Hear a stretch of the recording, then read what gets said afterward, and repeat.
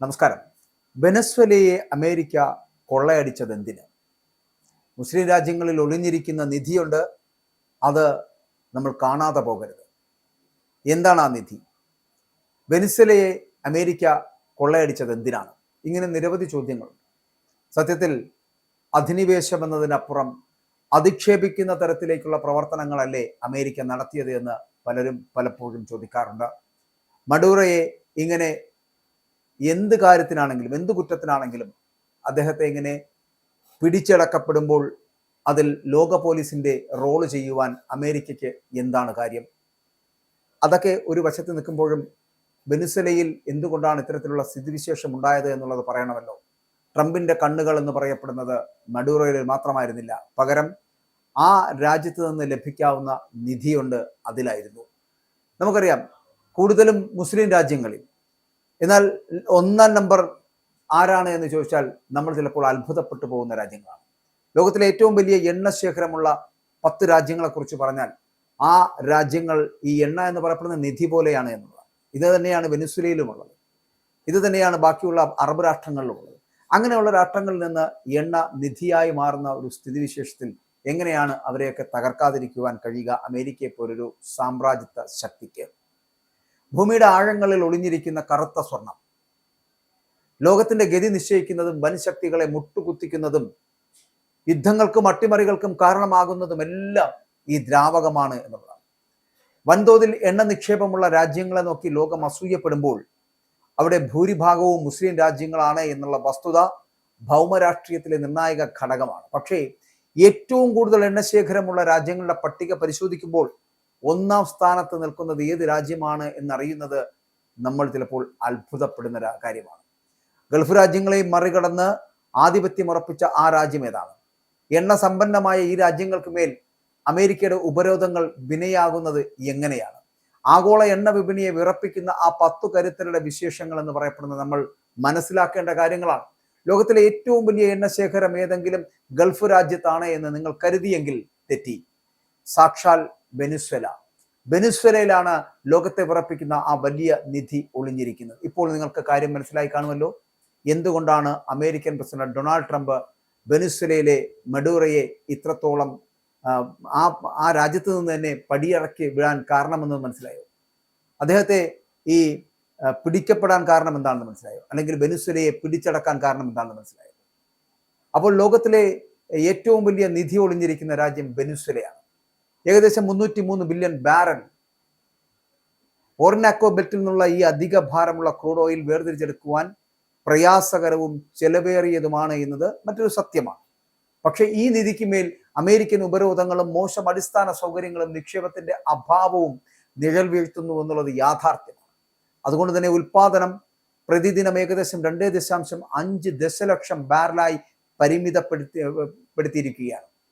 വെനിസ്വേലയുടെ വിഭവങ്ങൾ കൊള്ളയടിക്കാൻ, വെനിസ്വേലയുടെ ഇത്തരത്തിലുള്ള ധാതു സമ്പത്തിനെ കൊള്ളയടിക്കാൻ അമേരിക്കൻ സാമ്രാജ്യത്വം കണ്ണുവെക്കുന്നതിന്റെ പ്രധാന കാരണവും മറ്റൊന്നല്ല എന്നാണ് ഇപ്പോൾ നമുക്ക് മനസ്സിലാക്കാൻ കഴിയുന്നത്. ഇത് നിങ്ങൾക്ക് മനസ്സിലായി കാണുമെന്ന് ഞാൻ വിശ്വസിക്കുന്നു. അതുകൊണ്ടാണ് വെനിസ്വേലയെ കൊള്ളയടിച്ചത്, വെനിസ്വേലയിലെ പ്രസിഡന്റിനെ പിടിക്കപ്പെട്ടത്.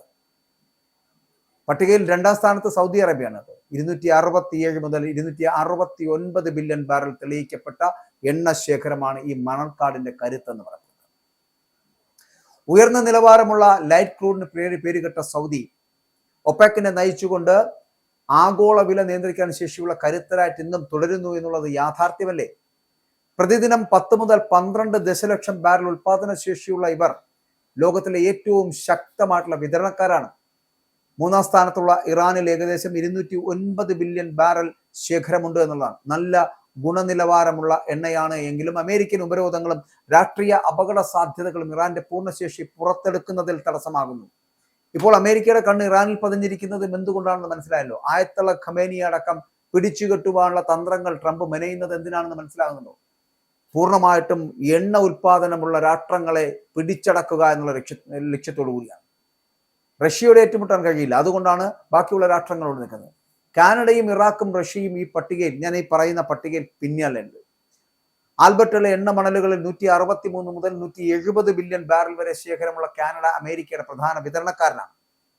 145 ബില്യൺ ബാരൽ ശേഖരമുള്ള ഇറാഖ് വൻ സാധ്യതകൾ മുന്നോട്ട് വെക്കുന്നുണ്ടെങ്കിലും സുരക്ഷാ ആശങ്കകളും ദുർബലമായിട്ടുള്ള അടിസ്ഥാന സൗകര്യങ്ങളും അവർക്ക് വെല്ലുവിളിയാണ് എന്നുള്ളതാണ്. അതേസമയം പാശ്ചാത്യ ഉപരോധങ്ങൾ നേരിടുന്ന റഷ്യ, റഷ്യ 80 മുതൽ 107 ബില്യൺ ബാരൽ വരെ തന്റെ എണ്ണ ഇന്ത്യയിലേക്കും ചൈനയിലുമൊക്കെ തിരിച്ചുവിട്ട് പുതിയ സാമ്പത്തിക സമവാക്യങ്ങൾ സൃഷ്ടിക്കുന്ന ഒരു രാജ്യമായിട്ട് വളർന്നു കഴിഞ്ഞു. UAE ഏകദേശം 97 മുതൽ 111 ബില്യൺ ബാരൽ വരെ അവർ നിർമ്മിക്കുന്നു. കുവൈറ്റിലാണെങ്കിൽ 101 ബില്യൺ ബാരൽ. ഈ രാജ്യങ്ങളൊക്കെ വിശ്വസനീയമായ വിതരണക്കാരായിട്ട് തുടരുമ്പോഴും മിഡിൽ ഈസ്റ്റിലെ സംഘർഷങ്ങൾ ഇവരെ എപ്പോഴും മുനമ്പിൽ നിർത്തുന്നു എന്നുള്ളതാണ്.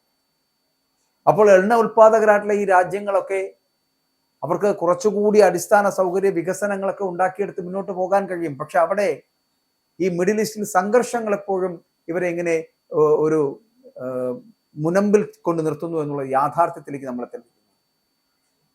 എപ്പോൾ വേണോ എന്ത് അപകടം വേണോ സംഭവിക്കാവുന്ന, എന്ത് ആക്രമണം വേണോ നടക്കാവുന്ന ഒരു കാലാവസ്ഥയിലേക്ക് എത്തി. അവിടെയാണ് ഞാൻ ഈ അമേരിക്കയുടെ കാര്യം പറഞ്ഞത്. അമേരിക്കയുടെ അവസ്ഥ കൗതുകരമാണ്.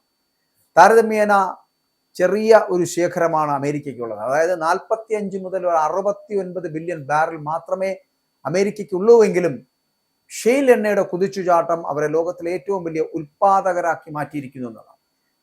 എന്നാൽ അതേസമയം പരമ്പരാഗതമായിട്ടുള്ള എണ്ണയേക്കാൾ വേഗത്തിൽ ഷെയിൽ ശേഖരം കുറയുന്നു എന്നത് ട്രംപിന്റെയും സംഘത്തിന്റെയും ഉറക്കം കെടുത്തുന്ന കാര്യവുമാണ്. ആഫ്രിക്കൻ ഭൂഖണ്ഡത്തിൽ ലിബിയയിൽ ഏകദേശം 48 ബില്യൺ ബാരൽ ആണ് അവരുടെ കരുത്ത് എന്ന് പറയുന്നത്. ആ കരുത്ത് അവർ കാട്ടുന്നുണ്ടെങ്കിലും ആഭ്യന്തര സംഘർഷങ്ങൾ അവരുടെ ഉൽപാദനത്തെ പ്രവചനാതീതമാക്കുന്നു എന്നുള്ളതാണ്. ഭൂമിയിലെ ഈ കറുത്ത നിധി പലപ്പോഴും രാജ്യങ്ങൾക്ക് അനുഗ്രഹവും ഒരേ സമയം ശാപവും ഒക്കെ ആകുന്നത് നമ്മൾ കാണേണ്ടി വരുന്നുണ്ട്. വിഭവങ്ങൾ സ്വന്തമാക്കാൻ വൻശക്തികൾ നടത്തുന്ന ചതുരംഗ കളികൾക്കിടയിൽ ഈ 10 രാജ്യങ്ങൾ ലോകത്തിന്റെ ഹൃദയമിടിപ്പായി നിലകൊള്ളുന്നു എന്നുള്ളതാണ് വസ്തുത. പണവും അധികാരവും തോക്കിൻമുനയും എണ്ണക്കറ പുരണ്ട രാഷ്ട്രീയത്തോടൊപ്പം ചേരുമ്പോൾ ചരിത്രം പലപ്പോഴും ചോര കൊണ്ട് എഴുതപ്പെടുന്നു എന്നുള്ളത് യാഥാർത്ഥ്യം.